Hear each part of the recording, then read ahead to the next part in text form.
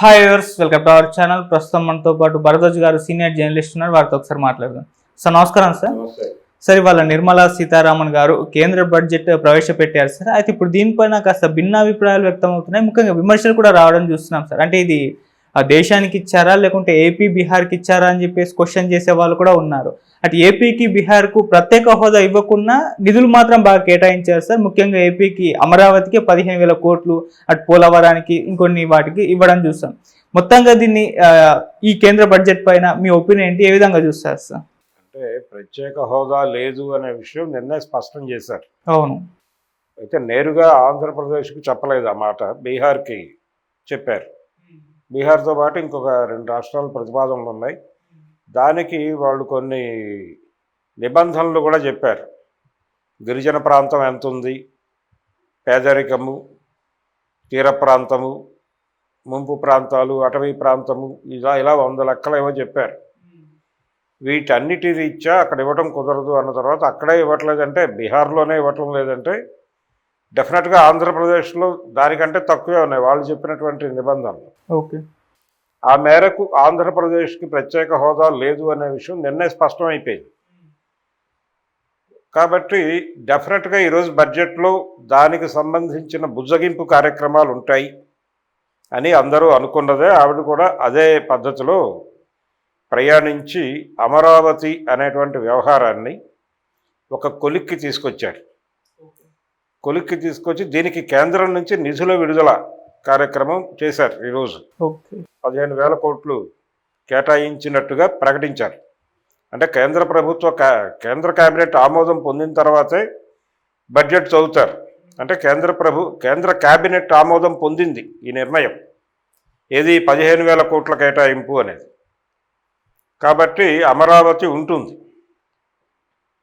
అమరావతికి సంబంధించిన ఆశలు పెట్టుకున్నటువంటి వాళ్ళందరూ ఆనందంలో ఉన్నారు ఇప్పుడు. ఓకే. కేంద్ర ప్రభుత్వ ఆశీర్వాదం దొరికింది మాకు అని. ఈరోజు ఆయన రామ్మోహన్ నాయుడు అదే మాట్లాడాడు, కేంద్ర మంత్రి, తెలుగుదేశం నాయకుడు. ఆయన ఏమన్నాడంటే, నిజానికి ఇది ఆంధ్రప్రదేశ్ ప్రజలకి వరం అన్నాడు.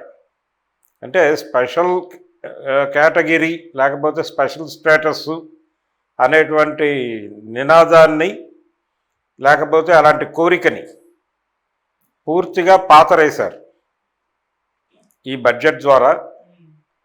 ఇప్పటి వరకు ఉన్నటువంటి స్పెషల్ స్టేటస్ అనేటువంటి నినాదము, ఆలోచన, వీటికి పాతరేశారు.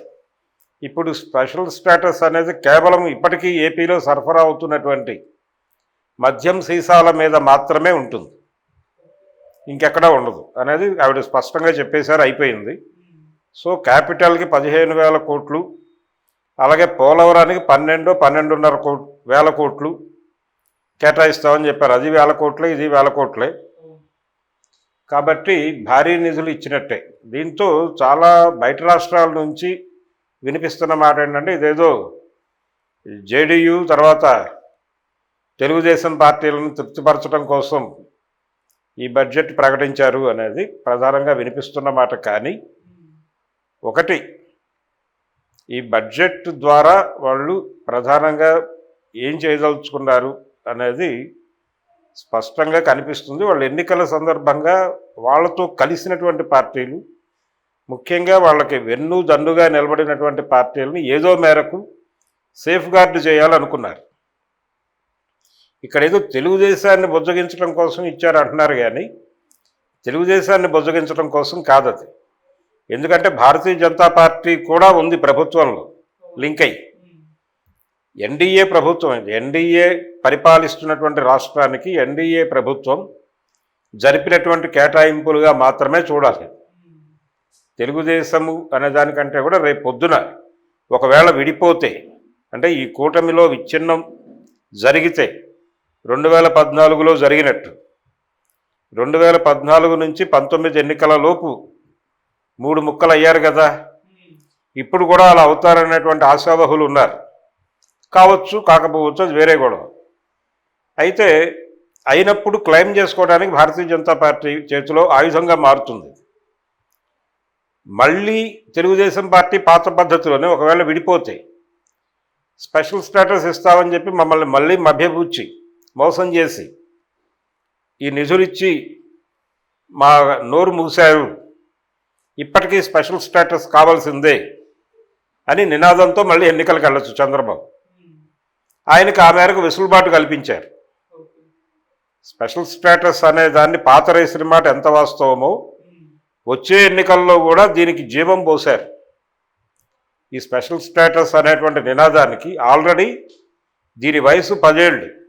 అవును, ఈ నినాదం వయసు 15 ఏళ్లకు పెంచారు దీన్ని, అంటే యుక్త వయసుకు వస్తుంది అప్పుడు. అవును, ఆ తర్వాత దానికి పెళ్లి చేసి పంపించడం ఏదో ఒకటి చేయాల్సి ఉంటుంది. అలా ఒక నినాదాన్ని బతికించినటువంటి ఘనత కూడా సాధించారు వాళ్ళు. నిజానికి ఆనందమే వ్యక్తం చేశాడు రామ్మోహన్ నాయుడు, ఎక్కడా కూడా వ్యతిరేకంగా మాట్లాడలేదు. సంతృప్తి వ్యక్తం చేశాడు. ఇది నిజంగా ఈ స్థాయిలో కేటాయింపులు జరుగుతాయని మేము ఊహించలేదు, ఊహాతీతంగా జరిగింది అన్నట్టుగానే అందరూ మాట్లాడుతున్నారు. నిజానికి సంబరాలు చేసుకుంటున్నారు కూడా. ఇలా ముగిసింది స్పెషల్ స్టేటస్ అనేటువంటి స్టోరీ. తద్వారా జాతీయ స్థాయిలో విమర్శలు వస్తున్నాయి. వైసీపీ రేపు చేయబోయేటువంటి ధర్నాలో దీన్ని ప్రస్తావించే అవకాశం ఉంది.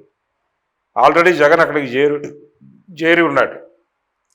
ఆయన రేపు ఈ స్పెషల్ స్టేటస్ నినాదాన్ని ఆయన చేత్తో పట్టుకుని రేపు అక్కడ ఆ నినాదం ఆధారంగానే మాట్లాడే అవకాశం ఉంది. రేపు కానీ ఆయన 2 రోజులు ఉంటాడు అక్కడ. ఉండి ఎవరో ఒక బీజేపీ నాయకుడిని కలుస్తాడు.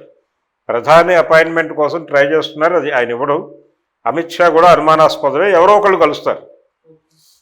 కలిసి జగన్మోహన్ రెడ్డితో మాట్లాడి ఆయన ఇచ్చేటువంటి విజ్ఞాపన పత్రం తీసుకుని ఆయన్ని ఆశీర్వదిస్తారు. ఆయన సంతృప్తితో వెనక్కి వచ్చేస్తాడు. ఫర్దర్గా ఇక్కడేం ప్రోగ్రాం ఉండదు ఆయనకి. రోజువారీ ఏదైనా ఇన్సిడెంట్ జరిగితే స్పందించడం తప్ప జగన్మోహన్ రెడ్డి గారు విడిగా ఒక ప్రోగ్రాంతో ఉన్నట్టుగా అక్కడ కనిపించట్లేదు. వ్యూహాత్మకంగా లేడు ఆయన.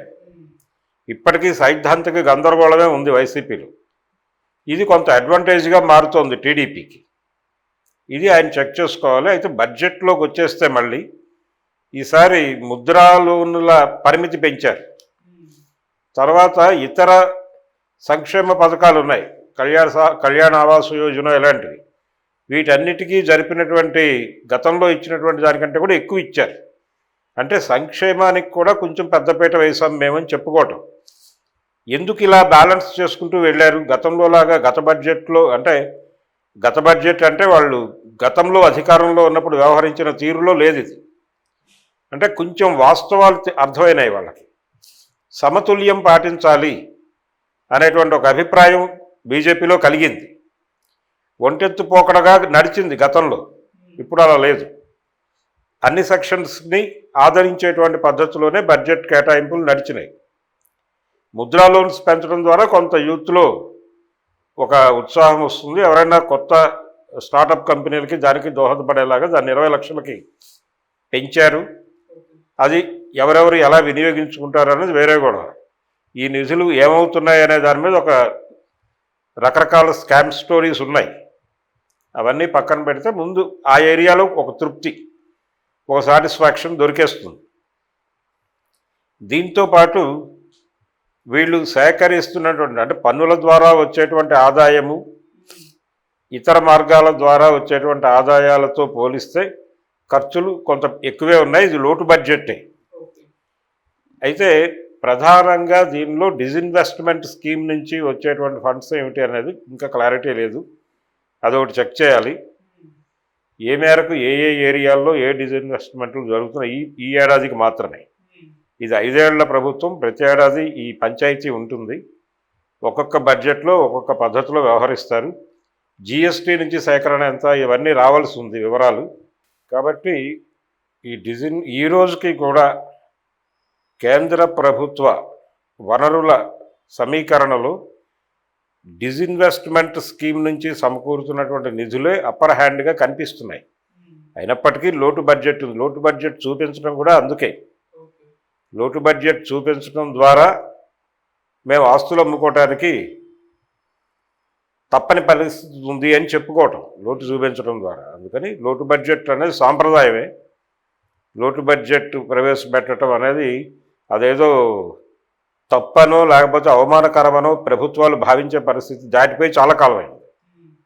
ఈ ప్రభుత్వం కూడా అలాగే లోటు బడ్జెట్టే ప్రవేశపెట్టింది.